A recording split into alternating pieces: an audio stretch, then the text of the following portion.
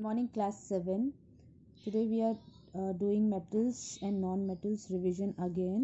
ठीक है. So this will be your last revision for the chapter. और इसके बाद आपको एक रिविजन में और भेजूँगी. ठीक है. इसके बाद अगर इस चैप्टर में आपको कोई डाउट है तो please let me know. Message your class teacher, और if you have my number message me, you can message me also. ठीक है. कोई भी डाउट हो please let me know. Okay. And I hope जितने भी क्वेश्चंस मैंने इससे पहले आपको सेंड किए हैं, जितने भी PDF सेंड किए हैं, जो क्वेश्चन आंसर सेंड किए हैं, the revision questions you are doing them. ठीक है. रिवीजन में ऑलमोस्ट सारा चैप्टर हम कवर कर चुके हैं.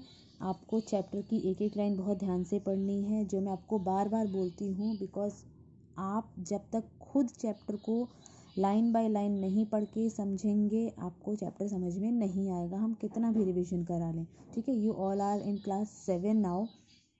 ओके. तो आपको वो खुद से पढ़ने की कोशिश करनी है. कुछ डाउट हो then we are always there to help you, right. So these are the questions which you have to do in your notebook. Question number 1 is what are cations and anions. Give 2 examples each.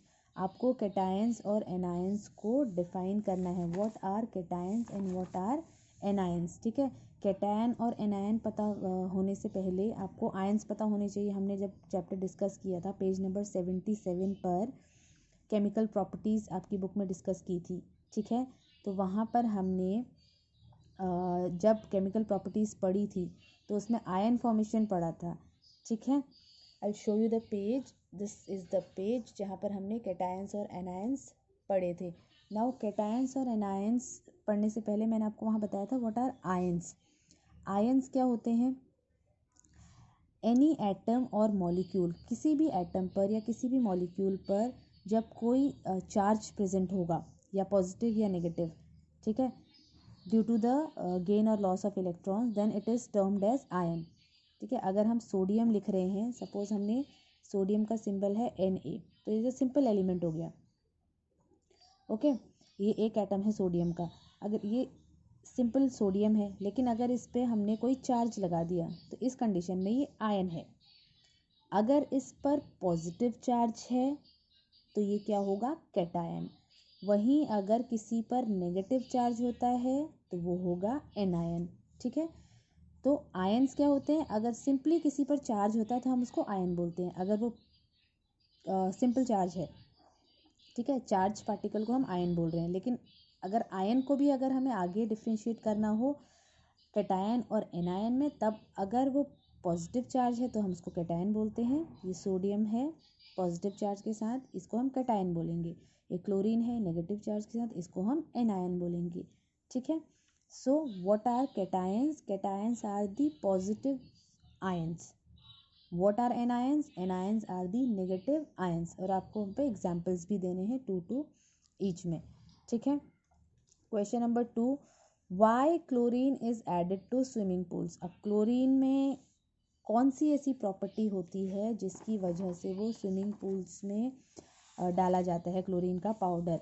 ठीक है. ये हमने chapter जब पढ़ा था, तब हमने properties जब पढ़ी थी, वहाँ पे हमने डिस्कस किया था. आप चैप्टर को अगर ध्यान से आपने पढ़ा होगा तो आपको ये लाइन ज़रूर मिली होगी क्लोरीन की यूज़ में, कि chlorine is added to swimming pools. ठीक है. Why it is added, that you have to find out and you have to write it. मैं आपको ये आंसर वर्ड बाय वर्ड नहीं बताऊंगी, ये आंसर आपको खुद ढूंढ के लिखना है. ठीक है.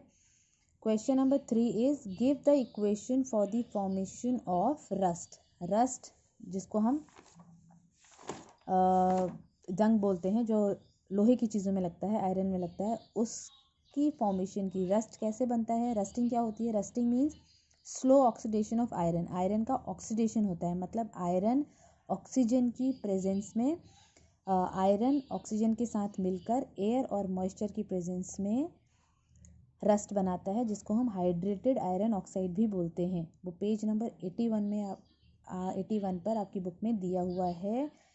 Equation for the formation of rust. When iron that is Fe combines with oxygen that is O2, it forms Fe2O3 iron oxide. ठीक है. और मॉइस्चर के साथ मिलकर वो फिर बनाता है Fe2O3 H2O. तो ये है रस्ट की equation. It is given in your book on page number 81. This equation you have to learn and write. ठीक है, ये रस्ट फॉर्मेशन की इक्वेशन है. ऑल्दो मुझे बताना नहीं चाहिए था आपको आंसर, क्योंकि आपको खुद ढूंढने हैं आंसर, बट स्टिल कुछ बच्चों को यहाँ पर भी डिफ़िकल्टी हो जाएगी कि इक्वेशन कैसे लिखनी है, कहाँ से लिखनी है, उसकी डेफिनेशन भी लिखनी है. इसलिए मैंने आपको इक्वेशन दिखा दी. This is the particular equation which you have to learn. Okay, next is what is pig iron. जब हमने यहाँ पर सर्टन मेटल्स के यूजेस पढ़े थे, ठीक है, आपकी बुक में पेज नंबर 84 पे दिया है. Now from there you have to find out pig iron by yourself. Now page मैंने आपको बता दिया, आंसर आपको खुद फाइंड आउट करना है. पिग आयरन मैं आपको पहले भी समझा चुकी हूँ, ठीक है, कि वो क्या होता है. इंटरमीडिएट प्रोडक्ट होता है which is obtained from blast furnace during production of iron. Iron की प्रोडक्शन में जो इंटरमीडिएट प्रोडक्ट निकलता है दैट इज़ पिग आयरन. ठीक है, and it easily forms a cheap cast. तो वहाँ पर हमने पिग आयरन डिस्कस किया था, वहाँ से आपको ढूंढ के पिग आयरन की डेफिनेशन लिखनी है. Right. Question number 5 is why galvanized steel is not used for food containers. Food containers में जब गैल्वेनाइजेशन क्या होता है, गैल्वेनाइजेशन मीन्स जब आयरन शीट्स को मोल्टन जिंक में हम डिप करते हैं. ओके, और जनरली जिंक जो होता है वो आयरन से ज़्यादा एक्टिव होता है, तो वो उस पर कोटिंग कर देता है. जिंक आयरन पे कोटिंग कर देता है सो दैट आयरन को रस्ट ना हो, वो प्रोटेक्ट रहे. ठीक है, बट खाने की चीज़ों में galvanise steel is not used. ठीक है, वहाँ पे हम टिन के कैंस में जो एडिबल आइटम्स होते हैं वो उस प्रोसेस को बोलते हैं टिनिंग. जो टिन के, जैसे आप अगर रसगुल्ला या गुलाब जामुन के जो कैंस आते हैं वो आपने देखे हैं, वो तो टिन के होते हैं, वो लोहे के नहीं होते.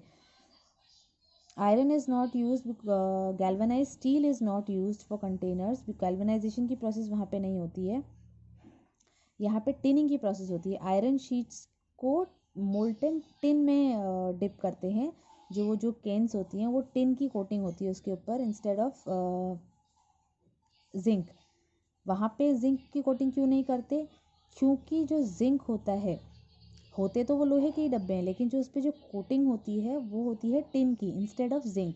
जिंक की कोटिंग क्यों नहीं होती, भाई रस्ट से ही बचाना है तो यहाँ भी हम जिंक का यूज़ कर सकते थे, लेकिन जिंक की जो प्रॉपर्टी होती है वो जिंक की वजह से अगर कोई भी खाने पीने की चीज़ हम ऐसे कंटेनर्स में रखेंगे, लोहे के कंटेनर्स में जिसमें जिंक की लेयर होगी, कोटिंग होगी, तो क्या होगा, जो फूड में जितने भी एसिड्स होते हैं वो जिंक के साथ कंबाइन होके पॉइजनस कंपाउंड्स बनाते हैं, तो फूड जो है वो पॉइजनस टर्न हो जाएगा. इसलिए यहाँ पे टिन का यूज़ होता है.